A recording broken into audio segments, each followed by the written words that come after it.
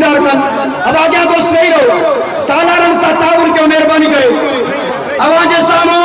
वादी मेहरान के अजीम नाखवान मोहतरम जनाब अलहाज इब्रादुल्लाह फलपुर साहब। बिस्मिल्लाहिर्रहमानिर्रहीम। अल्लाहुम्मा सल्लि व सल्लिम अला नबिय्यिना मुहम्मद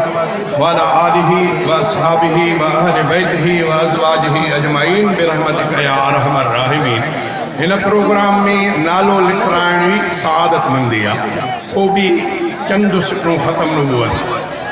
तो जो ख़त्म नबूवत ताज जमा अकमल तो लकुम तो जो दाज चमा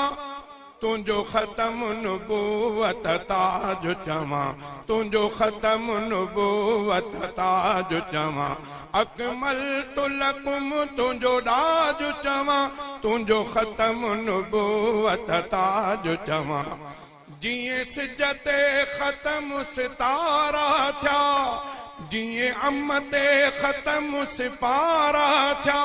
जिए सिजते ख़त्म सितारा था जिए अम्मते ख़त्म सिपारा था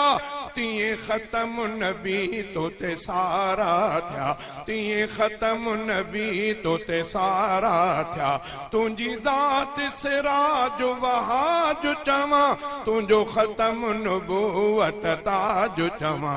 अकमल तो लकुम तुझो दाज चमा तुझो ख़त्म नबूवत ताज चमा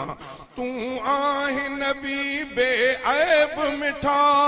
कुरान तुझो लारैब मिठा तू आहे नबी बेऐब मिठा कुरान तुझो लारैब मिठा तुझी सूरत सीरत ज़ेब मिठा तुझी सुन्नत सुनो समाज चमा तुझो ख़त्म नबूवत ताज चमा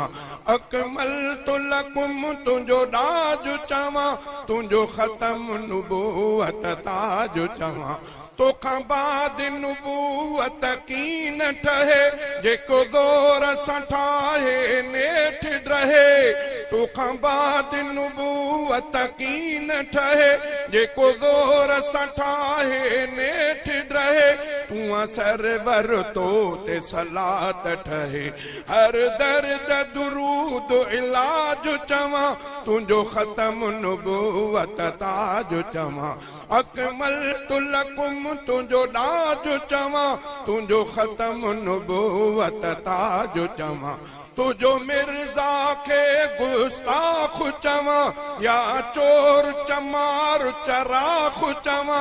तुझो मिर्ज़ा के गुस्ताख चमा या चोर चमार चराख चमा मां तरब वो दोज़ख शाख चमा मां तरब वो दोज़ख शाख चमा हुते कहर जी गजंदड़ गाज चमा तुझो ख़त्म नबूवत ताज चमा अकमल तो लकुम तुझो दाज चमा तुझो ख़त्म नबूवत ताज चमा आब्दे गनी मंसूर मुझल रिय तुझे सना बियो नाही अमल तू मुंहिंजी उम्मीद ऐं मुंहिंजी अभल तुझे शफ़क़त जो मुहताज चमा तुझो ख़त्म नबूवत ताज चमा अकमल तो लकुम तुझो दाज चमा तुझो ख़त्म नबूवत ताज चमा।